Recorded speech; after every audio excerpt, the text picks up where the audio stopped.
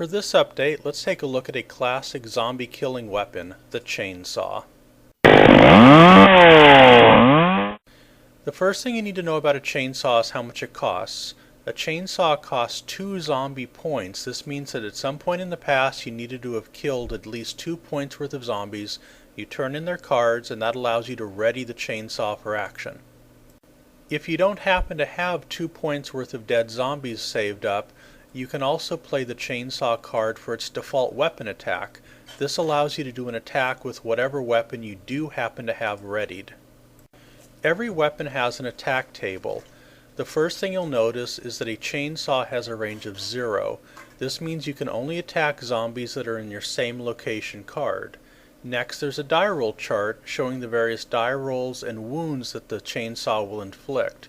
The first thing you'll notice about the chart is the 1 inside of parentheses. If you roll a natural unmodified 1, that means that you must do a final attack, which we'll talk about here in a couple minutes. If you roll a 2 or less, you inflict 0 wounds, a 3 or 4, 1 wound, a 5 or 6, 2 wounds, and if you happen to roll a 7 or higher, not only do you inflict 2 wounds, but you also get to attack again. Well, the game uses a 6-sided die, so you might ask, how do you roll a 7 or higher on a 6-sided die? Here's how you do it. One way to do it is by playing a card called In the Zone. If you play one of these cards, then you get +1 on all of your die rolls for the remainder of your turn. If you happen to have more than one In the Zone card in your hand, you can play multiple cards and gain +2 or even +3 for all of your attacks during your turn. A second way to achieve attack bonuses is by playing skill cards. The Slayer card costs you 2 zombie points to play, but once you do play it, you'll receive +1 on all of your attack rolls until the end of the game. There are 2 kinds of weapons in the game, melee weapons and ranged weapons. A melee weapon is anything that is handheld. A ranged weapon is anything that fires at a distance, such as a gun or a crossbow.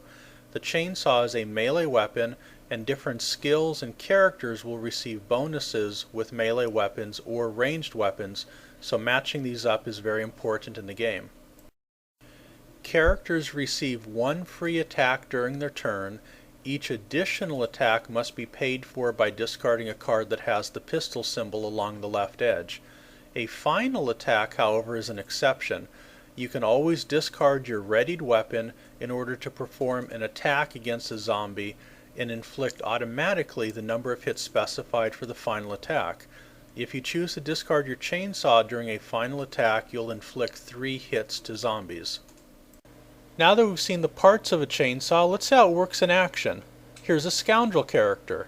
First thing you'll notice is that scoundrels get +1 with melee weapons. This scoundrel also happens to be in the zone. He's had a bad day. Around the corner come a group of zombies, a loner, a runner, and a flock of undead crow zombies.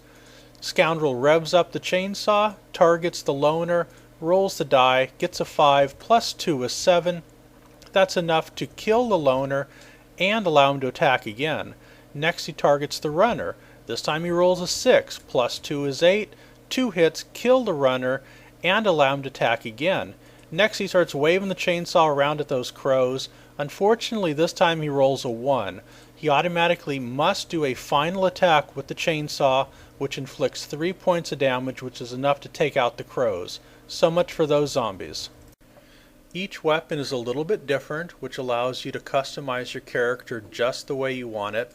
This wraps up our overview of the chainsaw weapon. Look forward to seeing you next time. Thank you.